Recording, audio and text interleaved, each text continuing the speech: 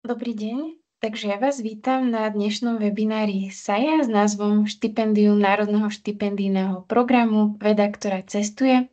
Moje meno je Kristína Šoltisová, pôsobím v SAJA ako regionálna koordinátorka pre Prešovský a Košický región a dnes vám spolu s mojou kolegyňou Beatkou Košťalovou, ktorá pôsobí na regionálnom pracovisku v Nitre, pokúsime bližšie predstaviť Národný štipendijný program a hlavne štipendia pre doktorantov a postdoktorantov, ktoré môžete v rámci tohto programu využiť. Tento program už funguje 20 rokov a za dobu jeho trvania vycestovalo veľa študentov, doktorandov, aj vysokoškolských učiteľov, ktorých kategória sa v priebehu trvania existencie tohto programu definovala viac bližšie na postdoktorandov. Takže keďže tento dnešný webinár je určený najmä vám, milí doktorandi a doktorantky a postdoktorantky, tak poďme konkrétne na tie podmienky pre vás. Doktorandi sa môžu uchádzať o 1 až 10 mesačný pobyt, takže ten časový rozptýl je veľmi flexibilný. Naozaj si môžete odbehnúť do ktorejkoľvek krajiny na či už výskumný alebo umelecký pobyt aj na mesiac, ale v zásade aj na celý akademický rok. Umeleckí pracovníci, výskumní pracovníci, respektíve tí, ktorí získali titul PhD už pred menej ako 10 rokmi, iným slovom postdoktorandi, sa môžu uchádzať o 2 až 6-mesačný pobyt. V každom prípade každá z týchto kategórií, ktorá sa môže uchádzať, musí pre ňu platiť to, že je určená pre občanov Slovenskej republiky, ktorí zároveň majú aj trvalý pobyt na Slovensku. Štipendia nie sú vyplácané jednorázovo v celej sume na celý pobyt, ale sú vyplácané postupne na každý mesiac pobytu vždy k 7. dňu príslušného kalendárneho mesiaca. No a výšky štipendií je zrejme otázka, ktorá vás už pri uvažovaní o tom, či si podať žiadosť o toto štipendium, bude zaujímať zrejme hneď na začiatku. Takže ako vidíte, v týchto tabuľkách sú krajiny, v ktorých už boli nejakí naši slovenskí občania s trvalým pobytom na Slovensku a ktorí získali štipendia v rámci NŠP. Ako vidíte, tie výšky mesačných dávok sa líšia od krajiny k krajine. Záleží to vždy na životných nákladoch v tej ktorej krajine.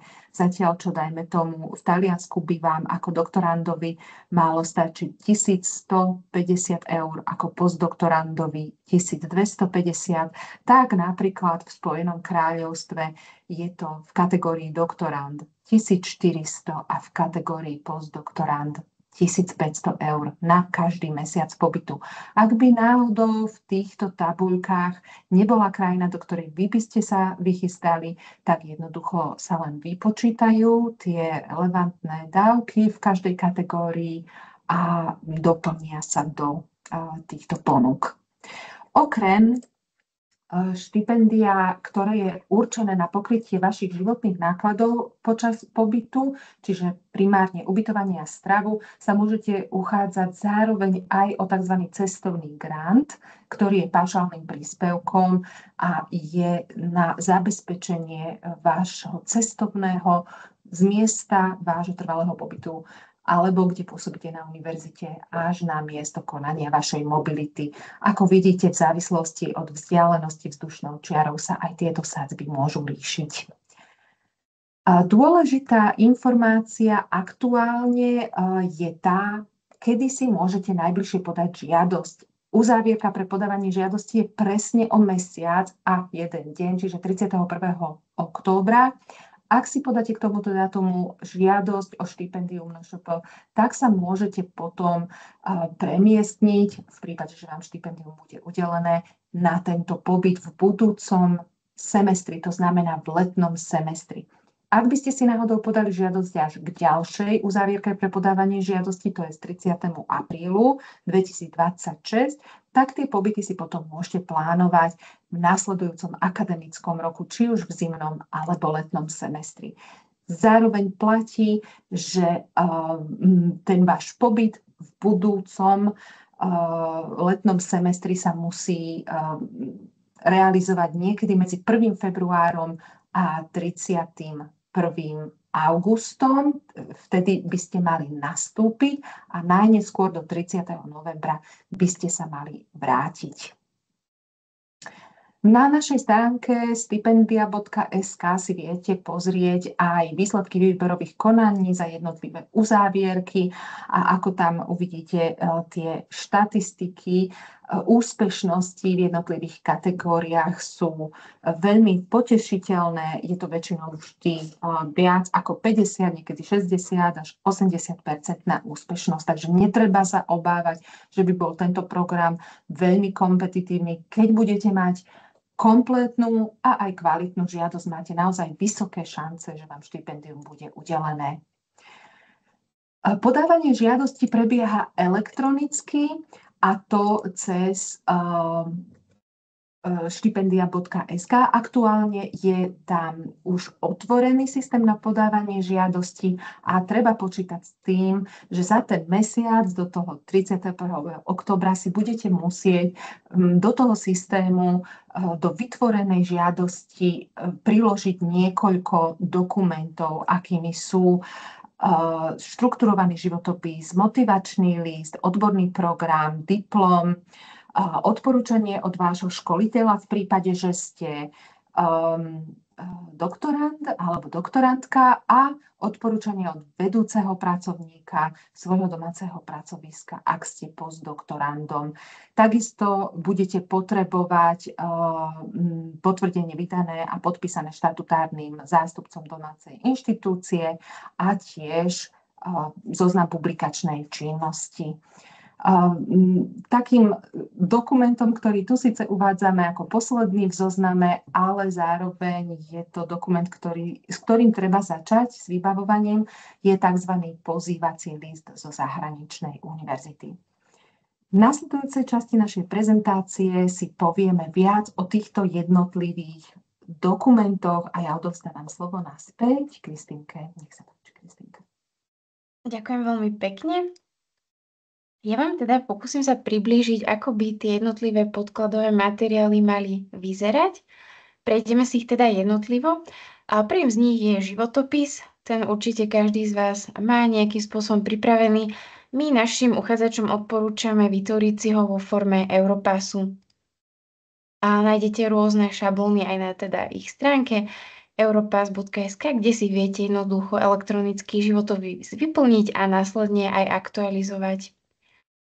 Čo sa týka motivácie, pri motivácii je vždy dôležité stanoviť si ciele, pre ktoré vlastne chcete váš výskumný pobyt absolvovať a takisto tieto ciele hlavne odôvodniť a teda uviesť tam, prečo ste sa rozhodli naplňať tieto vaše ciele práve v konkrétnej krajine, na konkrétnej univerzite. Čiže vždy je dôležité zdôvodniť prečo. Prečo práve táto vysoká škola alebo teda výskumné pracovisko, čím sa odlišuje od vašej domácej inštitúcie, čo je jej prínosom alebo v čom je vlastne iná. Tu si môžeme pozrieť také konkrétne úryvky z motivačných listov, ktoré už teda boli podané. Ako teda sa môžete vyjadrovať, na čo sa môžete odvolávať. Môžete napríklad spomenúť, že daná univerzita, na ktorú by ste radi išli, sa nachádza v rebríčkoch najlepších svetových univerzít. Môžete sa odvolať na konkrétnych odborníkov v danej oblasti, ktorí pracujú práve na tejto univerzite a podobne.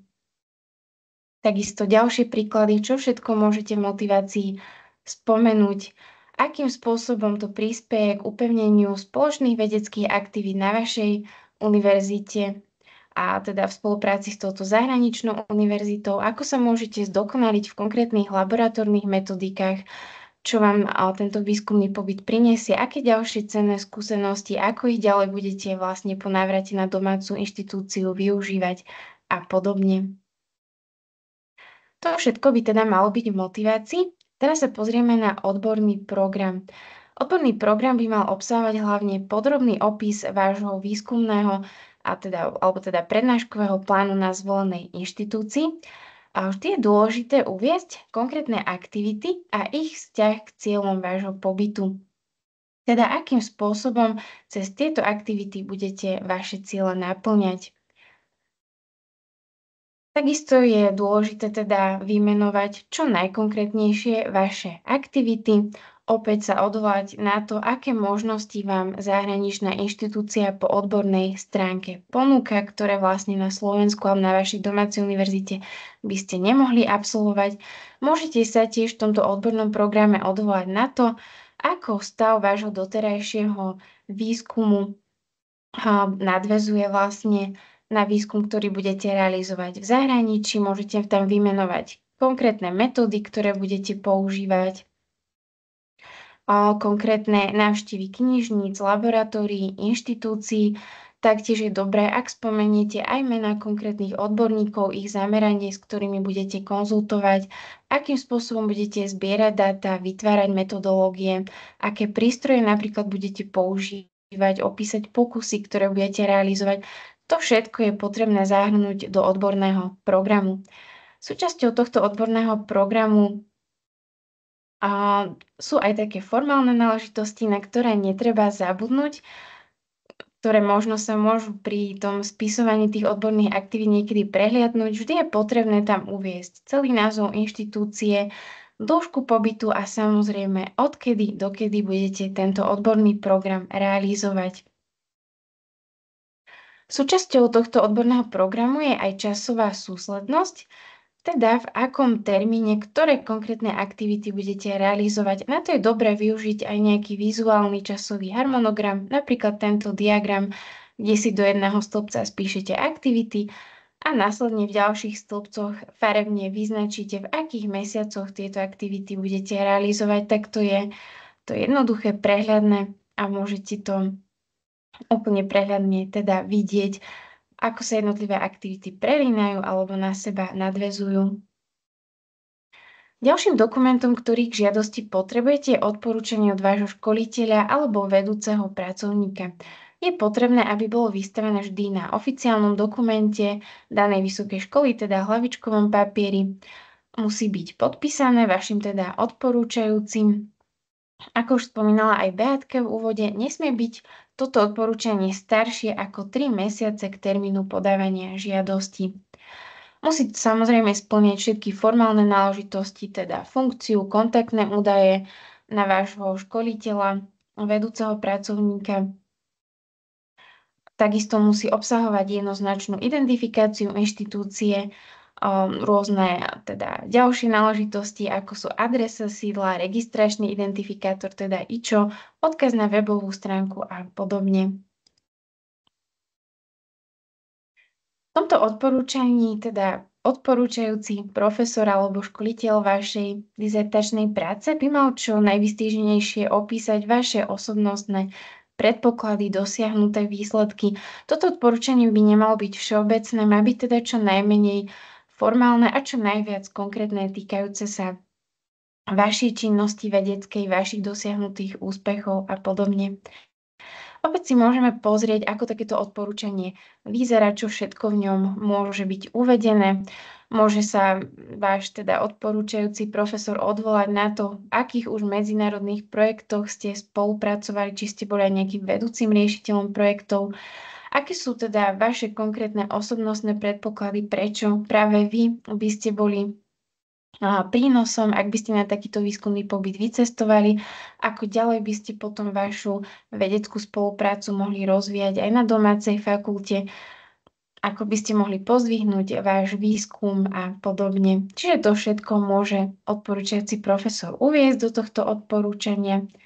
A ja už prejdem teda na pozývací list, ktorý už je dokumentom, ktorý vám vystavuje inštitúcia, na ktorú budete cestovať do zahraničia, čiže je to jediný dokument, ktorý vám nevystavuje vaša domáca univerzita. Tento pozývací list, ako som už spomenula, je teda súhlas zahraničnej vysokej školy alebo výskumného pracovníka s vašim výskumným, ale teda štipendijným pobytom. Opäť vystavuje sa na hlavičkom papieri. Je potrebné nezabudnúť všetky formality, ako sú podpisy, funkcie kontaktných osôb, ktoré vlastne list vystavujú, podpisujú, takisto celý názov univerzity. A nemal by byť tento pozývací list len takou formálnou akceptáciou, ale mal by naozaj zdôvodniť, prečo vlastne táto univerzita má o vás záujem, akým teda spôsobom budete naplňať vaše ciele, čím budete vlastne prínosom a podobne. Mal by sa teda v tomto pozývacom liste odvolať na vaše aktivity, ktoré budete realizovať, takisto aké rôzne materiálne, personálne zdroje budete využívať, ako ďalej potom váš výskumný pobyt prispieje k šíreniu spolupráce medzi vašou domácou a touto zahraničnou univerzitou. Mala by to byť teda taká win-win situácia pre vás, pre zahraničnú, ale aj pre vašu domácu univerzitu. Tuto opäť môžeme vidieť taký konkrétny príklad pozývacieho listu, ako asi v praxi vyzerá. Hore sú teda formálne záležitosti, hlavička, dátum vystavenia, ktorý opäť nemôže byť starší ako 3 mesiace k dátumu uzávierky. Sú tam potom funkcia a kontaktné údaje na osobu, alebo teda profesora v zahraničí, v mene ktorého tento pozývací list bude vystavovaný.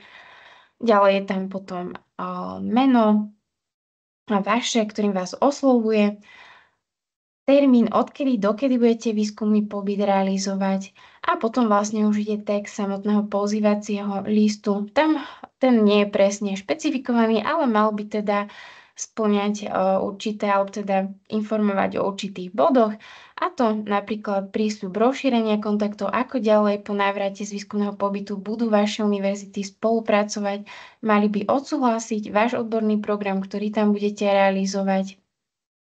Takisto súhlasiť aj s účasťou na konkrétnych prednáškach, seminároch, ktoré ste si v odbornom programe uviedli, a odvolať sa aj na to, akým spôsobom váš pobyt prispieje k vášmu budúcemu kariérnemu rastu. No a netreba zabudnúť na podpis a pečiatku, to sú také tiež základné formality. Čo je ešte veľmi dôležité, v tomto pozývacom liste je potrebné spomenúť, že budete cestovať alebo realizovať váš výskumný pobyt v rámci programu NŠP. Nemôže tam byť spomenutý iný program, takisto by sa tento program nemal v pozývacom liste vynechať. Je to veľmi dôležité, čiže netreba na to zabudnúť. Tu si ešte môžeme pozrieť ešte také jedno zhrnutie, teda čo všetko tento pozývací list má obsahovať. No a ja by som už prešla v tomto prípade na publikačnú činnosť. Čo sa týka publikačnej činnosti, je dôležité vždy uviesť zoznam publikačnej činnosti, nie konkrétne publikované články. Tá by mala byť zostavená podľa aktuálnej vyhlášky Ministerstva školstva, výskumu vývoja Slovenskej republiky, takže je potrebné uvádzať vždy publikačnú činnosť v tomto formáte. No a v závere už len spomenúť také najčastejšie formálne nedostatky uchádzačov, s čím všetkým sa potýkame pri hodnotení žiadosti. Ako som už spomínala, vždy treba dodržať všetky formálne aktivity, teda podpisovať dokumenty, nepredkladať staršie dokumenty ako 3 mesiace. Takisto v pozývacom liste vždy uviesť národný štipendijný program, nesmie tam byť uvedený nejaký iný program, či už Erasmus alebo podobne. Publikačná činnosť vždy ju zostaviť podľa vyhlášky, teda nedávať priamo konkrétne publikované články, a takisto, ak potrebujete priložiť diplom, vždy treba priložiť diplom, nie nejakú ekvivalenciu, či už nejaké potvrdenie o akademickom titule alebo vykonaní rigoróznej skúšky, je potrebné dať konkrétny diplom. A takisto je treba si dávať pozor na minimálnu dĺžku pobytu, ktorú musíte dodržať. To by bolo z mojej strany všetko. Ja ešte by som nechala na chvíľku slovo Beatke, ktorá vám priblíži viac podávanie žiadostí v online systéme. Ako som vám spomínala pred chvíľkou, systém na podávanie žiadosti elektronicky na stipendia.sk už je otvorený, takže keď si stránku otvoríte, nájdete tam na ľavej líšte kolónku Podať žiadosť. Táto kolónka sa po 31. októbri 16. hodine, pretože to je ten presný termín podávania žiadosti, zmizne, takže naozaj to treba stihnúť do tej 16. hodiny vždy v deň uzávierky. Celá žiadosť sa predkladá iba elektronicky, čiže vo fáze podávania žiadosti nemusíte nikomu nič zasielať poštou a ako vyplynulo aj z predchádzajúcej časti našej prezentácie v slovenskom jazyku. Je dôležité, aby ste si hneď v tom prvom kroku po kliknutí na podať žiadosť náhodou nezamenili kategóriu. Spomínam to preto, lebo sa to občas stáva, alebo už teda niekoľkokrát stalo a je to potom škoda, lebo keď si doktorand podá žiadosť napríklad v kategórii pre študentov na 1 až 2 semestrálny pobyt, takáto žiadosť nemôže ísť ani do výberového konania. Potom, ako sa svojou e-mailovou adresou a menom zaregistrujete, sa vám vytvorí systém konkrétne pod vašim číslom, do ktorého si potom vkladáte jednotlivé údaje a dokumenty. Jednak sú tam nejaké základné údaje o vás, o vašom štúdiu, či už ako doktorand, alebo o vašom zamestnaní ako postdoktorand. Pýtame sa vás tam aj na také veci, ako sú vaše jazykové znalosti, alebo iné údaje, ktoré sú už pri tom prvom náhľade na vašu žiadosť dôležité pre hodnotiteľov. My sme do tejto chvíli zatiaľ nespomenuli slovo hodnotiteľ, tak mi teda dovolte kratučko vysvetliť každú vašu žiadosť alebo každú z vašich žiadostí. Vy si k termínu uzavierky pre podávanie žiadosti podávate iba jednu unikátnu žiadosť a každú majú na starosti 2 hodnotitelia alebo hodnotiteľky. To znamená, sú to vysokoškolskí učitelia, výskumníci, nie sú to zamestnanci SAJA, ale sú to v podstate vaši pravdepodobne starší kolegovia z rôznych univerzít na Slovensku, z rôznych odborov, ktorí bodujú každý z vašich podkladových materiálov, a to predovšetkým motiváciu, odborný program, publikačnú činnosť, akceptačný list a odporúčania. To znamená, je potrebné si dať záležať na týchto dokumentoch a presvedčiť minimálne 2 hodnotiteľov o tom, že vy ste práve tou alebo tým najlepším z možných uchádzačov. Ak by náhodou hodnotenie týchto 2 hodnotiteľov bolo extrémne odlišné, prizýva sa ešte 3. hodnotiteľ. Takže takto funguje samotný výber. V poslednej časti toho formuláru elektronického je priestor na pridávanie jednotlivých príloh. Priebežne môžete si vašu žiadosť ukladať a vrácať sa k nej, keď už budete mať kompletnú žiadosť po zakliknutí jednotlivých potrebných vyhlásení odosielate a v tej chvíli už potom nemôžete v nej robiť ďalšie úpravy. Takže to by bolo všetko, čo sa týka podkladových materiálov, žiadostí o štipendium NŠP a čo sa týka elektronického systému na podávanie žiadostí. Moja kolegynka Kristinka z pobočky v Košiciach spomenula náš blog na stránke SAJA.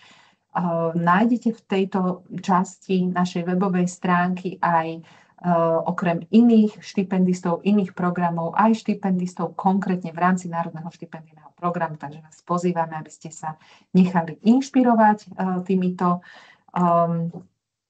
ich príbehmi, ktoré zažili, a nech sa páči, sme vám k dispozícii jednak v Bratislave, kde sú administrátori tohto programu, a jednak aj v pobočkách v Žiline, v Košiciach, v Nitre a v Banskej Bystrici.